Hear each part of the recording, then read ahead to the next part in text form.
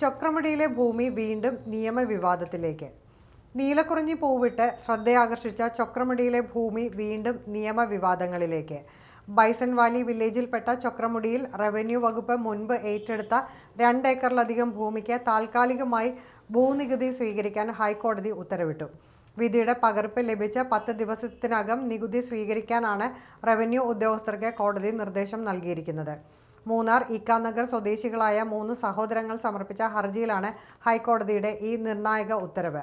ഹർജിക്കാരുടെ അമ്മയുടെ പിതാവിന് 1975 ലഭിച്ച പട്ടയഭൂമിയാണിത്. എന്നാൽ മാനദണ്ഡങ്ങൾ ലംഘിച്ചാണ് പട്ടയം സമ്പാദിച്ചതെന്ന് കണ്ടെത്തിയതിനെ തുടർന്ന് ഈ ഭൂമി ഉൾപ്പെടെ ആകെ 13 ഏക്കർ 79 സെന്റ് സ്ഥലത്തിന്റെ പട്ടയം 2025 മാർച്ച് മാസത്തിൽ റവന്യൂ വകുപ്പ് റദ്ദാക്കി ഭൂമി ഏറ്റെടുത്തിരുന്നു.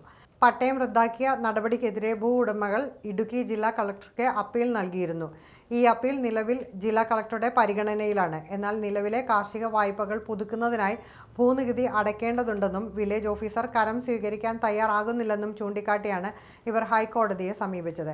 സംസ്ഥാന സർക്കാർ, ഇടുക്കി ജില്ലാ collector, Devikulam sub collector, Udumbanchola tahsildar, bison Valley village officer എന്നിവരെ എതിർകക്ഷികളാക്കിയായിരുന്നു ഹർജി. റദ്ദാക്കപ്പെട്ട പട്ടയം കോടതി പുനഃസ്ഥാപിച്ചു നൽകിയിട്ടില്ല എന്നത് റവന്യൂ വകുപ്പിന് താൽക്കാലിക ആശ്വാസമാണെങ്കിലും ചൊക്രമുടിയിൽ നിന്ന് മുൻപ് ഒഴിപ്പിക്കപ്പെട്ട കൂടുതൽ പേർ സമാന ആവശ്യങ്ങളുമായി കോടതിയെ സമീപിക്കാൻ ഇത് വഴിയൊരുക്കിയേക്കുമെന്ന ആശങ്കയും ഉയർന്നിട്ടുണ്ട്. ഉത്തരവിന്റെ സർട്ടിഫൈഡ് പകർപ്പ് ലഭിച്ചിട്ടില്ലെന്നും ഹർജിക്കാർ ഹാജരാക്കിയ പകർപ്പിന്റെ അടിസ്ഥാനത്തിൽ സബ് കളക്ടർ ഉൾപ്പെടെയുള്ള ഉന്നത ഉദ്യോഗസ്ഥർക്ക് റിപ്പോർട്ട് നൽകിയിട്ടുണ്ടെന്നും ബൈസൺ വാലി വില്ലേജ് ഓഫീസർ വ്യക്തമാക്കി.